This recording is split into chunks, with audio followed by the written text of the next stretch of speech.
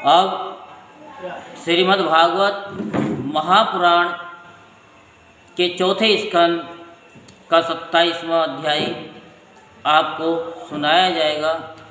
जो अभी पुरंजन शिकार खेलने के लिए गया, अपनी सुंदरी को छोड़ करके शिकार खेलने गया और शिकार खेल करके थक करके फिर वो वापस आया तो उसकी सुंदरी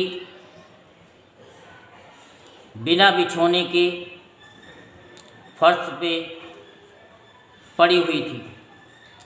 तो उसने फिर उसको मनाया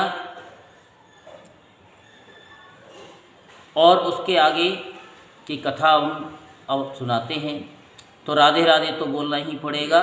जय जय श्री राधे श्याम, जय जय श्री राधे श्याम, जय जय श्री राधे श्याम। तो श्री नारद जी कहते कि महाराज, इस प्रकार वह सुंदरी अनेकों नखरों से पुरंजन को पूरी तरह अपने बस में कर उसे आनंदित करती हुए विहार करने लगी।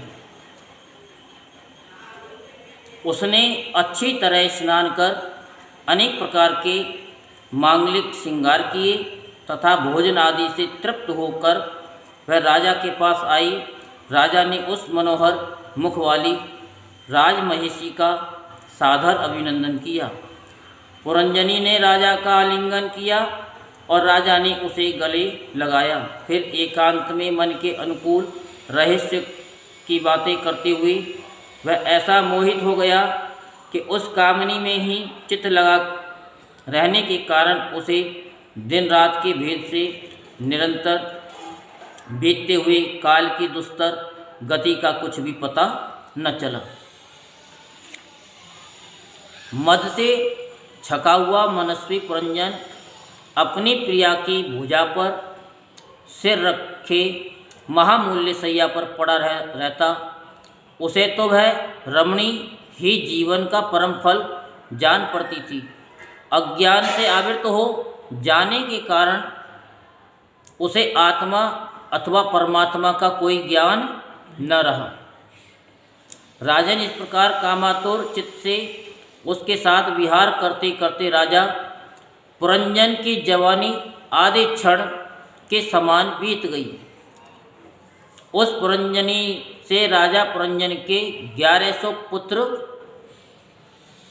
110 कन्याएं हुई, जो सभी माता पिता का सुयश बढ़ाने वाली और सुशीलता, उदारता आदि गुणों से संपन्न थी।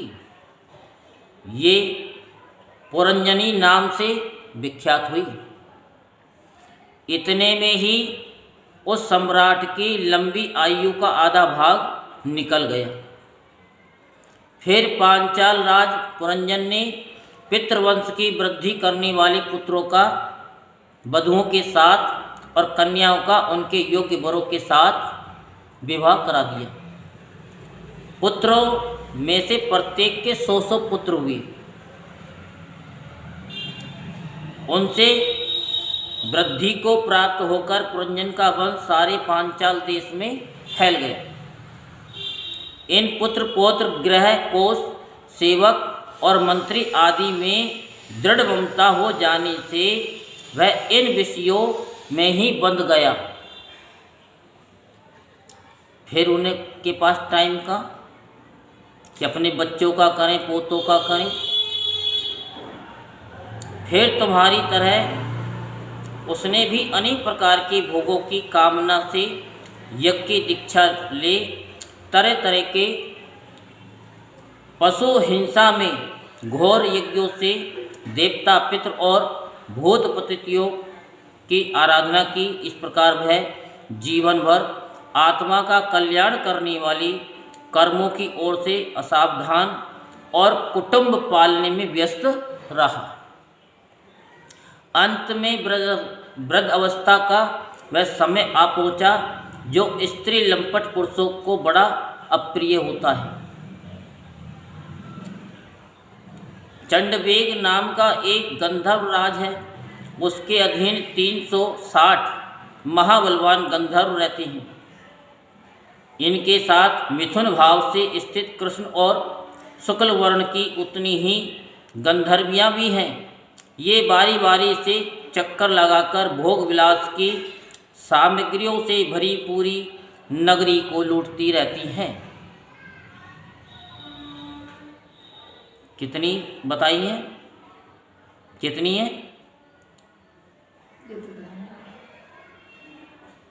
360 गंधर्व राज चंडवेग के उन अनुचरों ने जब राजा पुरंजन का नगर लूटना आरंभ किया तब उन्हें 5 फन के सर्प प्रजागर ने रोका। वह पुरंजनपुरी की चौकसी करने वाला महाबलवान सर्प 100 वर्ष तक अकेला ही उन 720 गंधर्वियों से युद्ध करता रहा।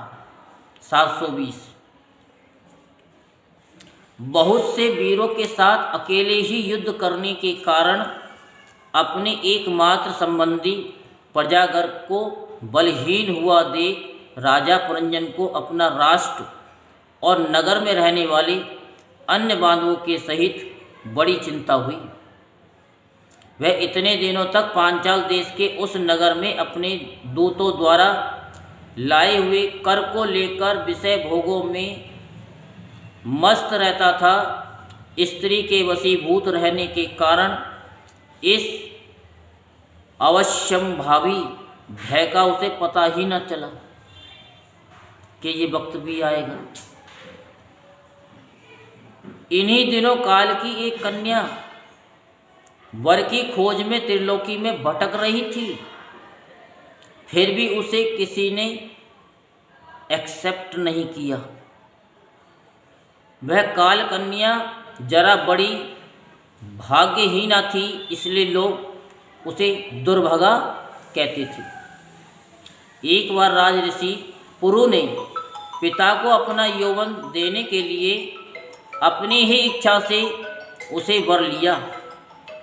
इससे प्रसन्न होकर उसने उन्हें राज्य प्राप्ति का वर दे दिया।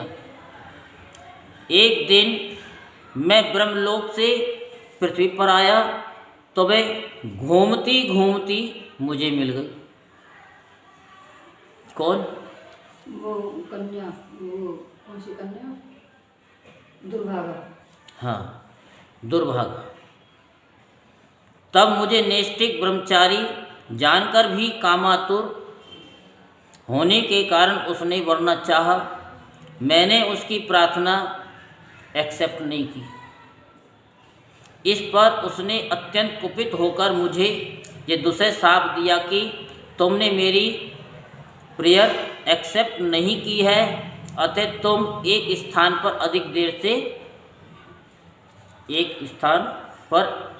अधिक देर तक न ठहर सकोगे।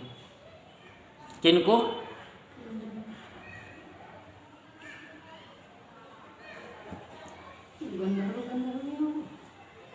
नारद जी को। नारद जी को। तब मेरी ओर से निराश होकर उस कन्या ने मेरी संपत्ति से यमराज भय के पास जाकर उसका पति रूप से वर्ण किया और कहा, आप यवनों में श्रेष्ठ हैं, मैं आपसे प्रेम करती हूँ और पति बनाना चाहती हूँ। आपके प्रति किया हुआ जीवों का संकल्प कभी विफल नहीं होता। जो मनुष्य लोग अथवा शास्त्र की दृष्टि से देने योग्य वस्तु का दान नहीं करता और जो शास्त्र दृष्टि से अधिकारी होकर भी ऐसा दान नहीं लेता, वे दोनों ही दुराग्रही और मूढ़ हैं। अतः सोचनीय है। इस समय मैं आपकी सेवा में उपस्थित हुई हूँ।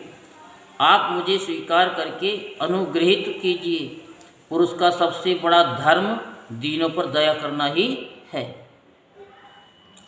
काल कन्या की बात सुनकर यमराज ने विधाता का एक गुप्त कार्य करने की इच्छा से मुस्कुराते हुए उसने कहा, मैंने योग दृष्टि से देखकर तेरे लिए एक पति निश्चित किया है। तो सबका अनिष्ट करने वाली है, इसलिए किसी को भी अच्छी नहीं लगती है और इसी से लोग तुझे स्वीकार नहीं करते। अतः इस कर्म जनित लोक को तो अलक्षित होकर बलात् भोग, तो मेरी सेना लेकर जा। इसकी सहायता से तू सारी प्रजा का नाश करने में समर्थ होगी, कोई भी तेरा सामना न कर सकेगा। ये परज्वार नाम का मेरा भाई है और तो मेरी बहन बन जा। तुम दोनों के साथ में अव्यक्त गति से भयंकर सेना लेकर सारे लोकों में विचरूंगा। यहीं पर 27वां अध्याय संपूर्ण होता है। इससे आगे के लिए आपको 28वें अध्याय में सुनाएंगे। यहाँ पर 27वां अध्याय संपूर्ण होता है। बोलो वृंदावन बिहारी लाल की जय।